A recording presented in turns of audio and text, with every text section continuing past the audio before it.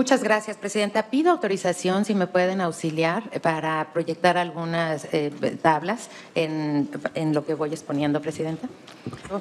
Ha hecho la solicitud desde el día de ayer. Creo que estamos listos para apoyar a la consejera. Sí. Muchas gracias, Presidenta.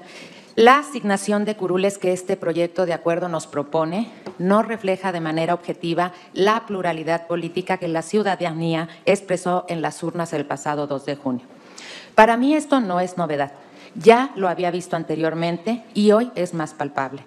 Dada la desproporción entre votos y escaños que desde 2021 advertí, me di a la tarea de analizar las razones por las que estamos frente a estas distorsiones, encontrando que el elemento generador de esas desproporciones se debe a la forma en la que inercialmente hemos venido leyendo y aplicando la regla constitucional para determinar los límites de sobrerepresentación.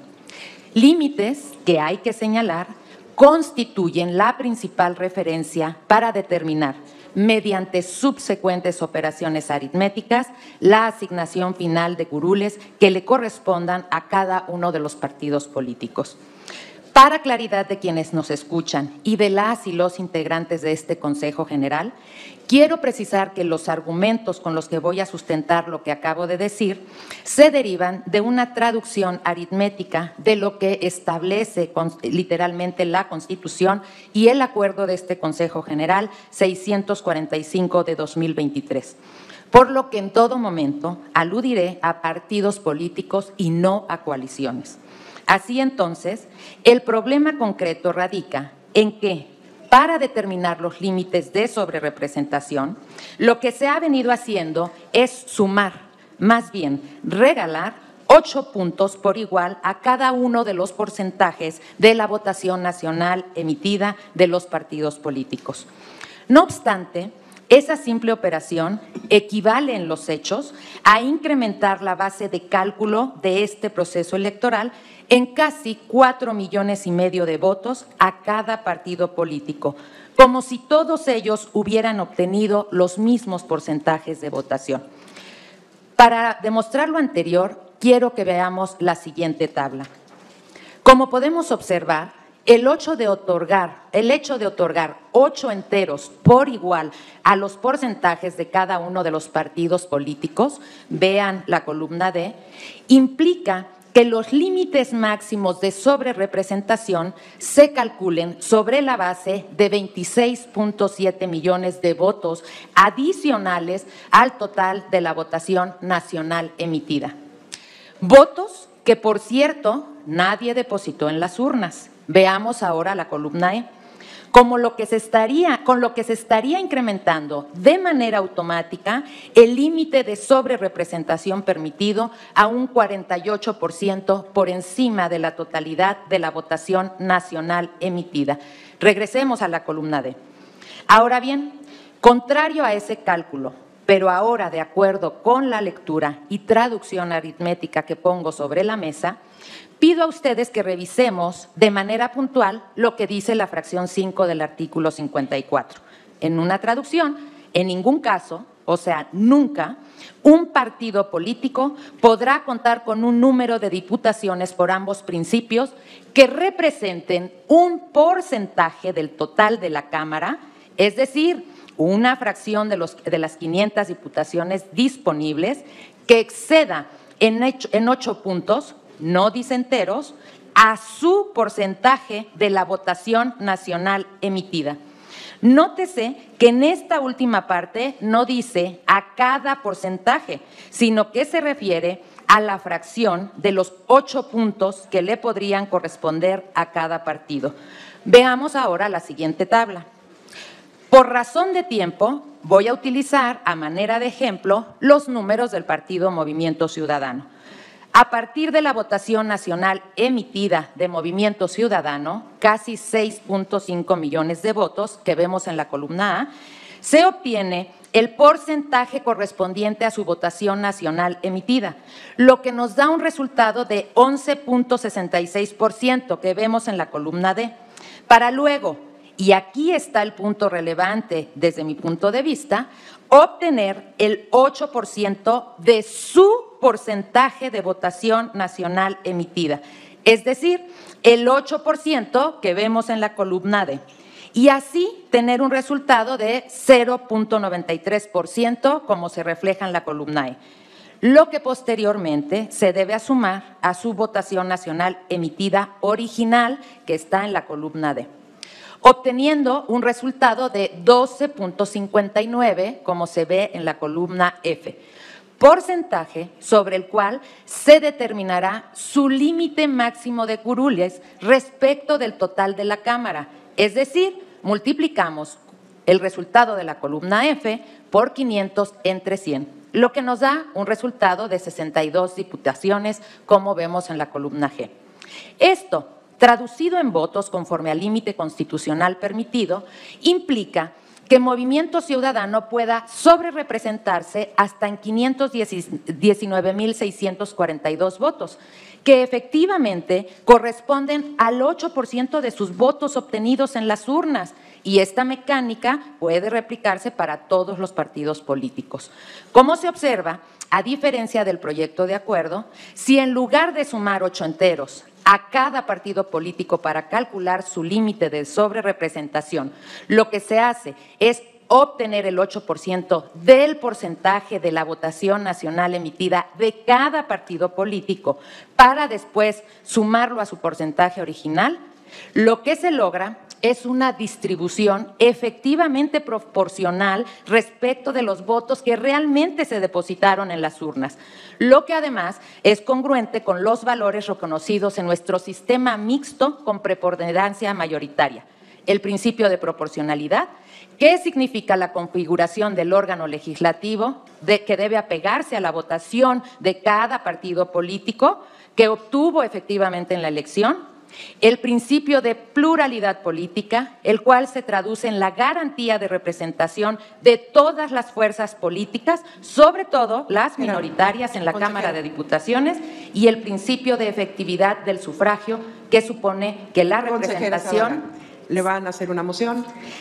Le quiero hacer una moción a la consejera Zavala para ver si puede continuar con la exposición. Así es, gracias. Gracias, presidenta.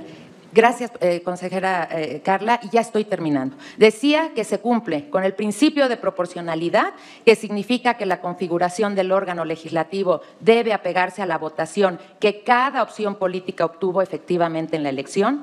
El principio de pluralidad política, el que se traduce en la garantía de representación de todas las fuerzas políticas, sobre todo las minoritarias en la Cámara de Diputaciones, y el principio de efectividad del sufragio, que supone que la representación sea un reflejo de lo que efectivamente votó la ciudadanía.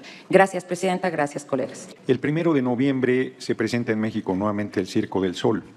Yo sugeriría a algunos de los integrantes de esta mesa que fueran a una audición, porque las maromas que hacen son impresionantes. Voy a hablar de esas maromas en un momento más. ¿Está en discusión la Constitución? No. ¿Está en discusión la representación proporcional? Tampoco. ¿Está en discusión el sistema electoral mexicano? No. Lo que está en discusión es un acto desesperado de la oposición por detener la reforma al Poder Judicial, las reformas constitucionales que nos comprometimos en campaña y la reforma al Poder Judicial. Eso es lo que está detrás de este bizarro debate, de este absurdo debate que se está dando aquí en el Instituto Nacional Electoral, porque nos quieren regatear que nuestra coalición logró el respaldo popular para hacer las reformas constitucionales que nos comprometimos en campaña, a diferencia del PRI y el PAN, que decían una cosa y hacían algo totalmente contrario a los intereses nacionales y del pueblo una vez que estaban en el Congreso. Nosotros ganamos 30 de 32 senadurías de mayoría, el 93%. Ganamos 255 distritos de mayoría, el 85%. Y quienes aquí debaten pierden de vista el pequeño detalle que la composición mayoritaria del Congreso es de las fórmulas de mayoría, porque es un sistema mixto, pero con un peso mayúsculo a las fórmulas de mayoría. Y este sistema premia a quien más triunfos de mayoría tiene. Y esto lo están dejando de lado. 93% en el Senado, 85% en la Cámara de Diputados. Aquí he escuchado a consejeras, consejeros que antes votaron esto sin parpadear y ahora sostienen argumentos contrarios.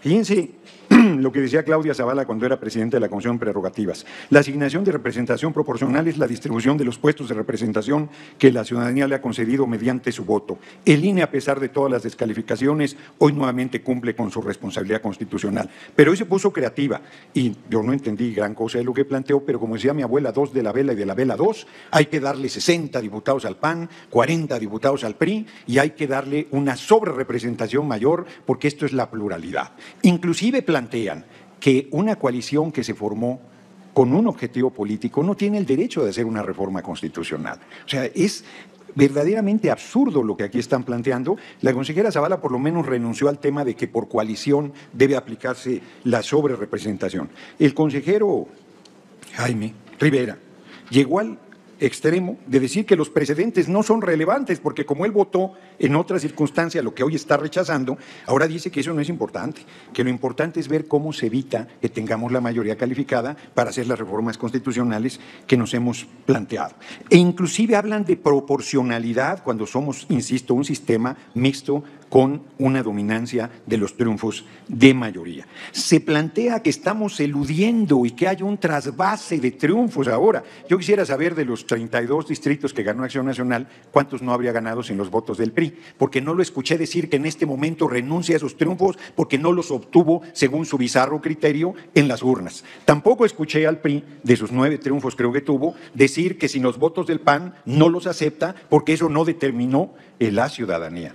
Ellos hicieron estas reglas, desaparecieron las candidaturas comunes, que en realidad es de lo que estamos hablando, y le dieron el nombre de coaliciones, plantearon esta normatividad, rechazaron la reforma electoral que planteó el compañero presidente, la consejera Zavala incluida, se manifestó en contra, y hoy se duelen de las reglas que inclusive plantearon antes de que se formaran las coaliciones.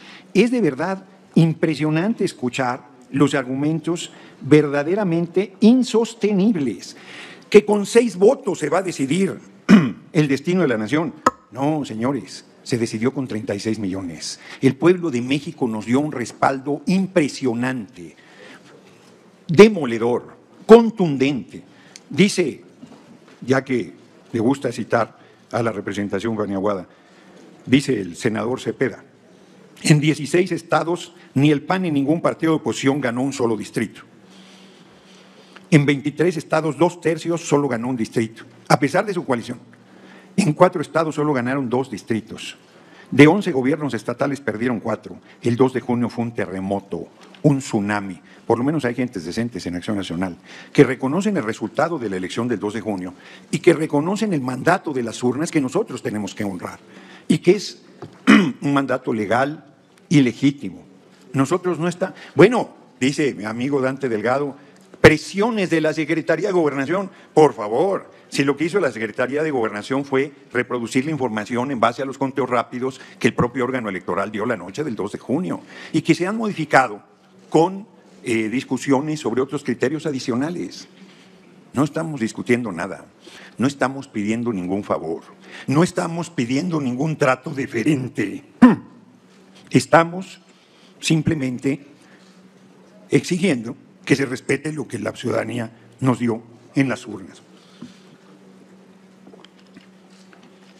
Yo creo que un primer problema para la oposición es que sepa perder, que deje de mentir, que deje de tergiversar, que deje de distorsionar, que tenga un poquito de vergüenza. Desaparecen partidos, les dije, son los sepultureros del PRD, y ya están queriendo crear otro partido para desaparecerlo, me imagino, y no se ven en ese espejo el PRI y el PAN. No se ven en ese espejo, siguen mintiendo, denostando y sobre todo dándole la espalda a la población, que determinó con su voto que por primera vez el pueblo elija a las personas juzgadoras, que se haga valer el artículo 39 que dice que la soberanía radica en el pueblo y que todas las instituciones dimanan de este y que por lo tanto es su derecho y es su responsabilidad determinar un cambio profundo, una revolución como yo he venido planteando en el Poder Judicial. Cierro con lo que inicié.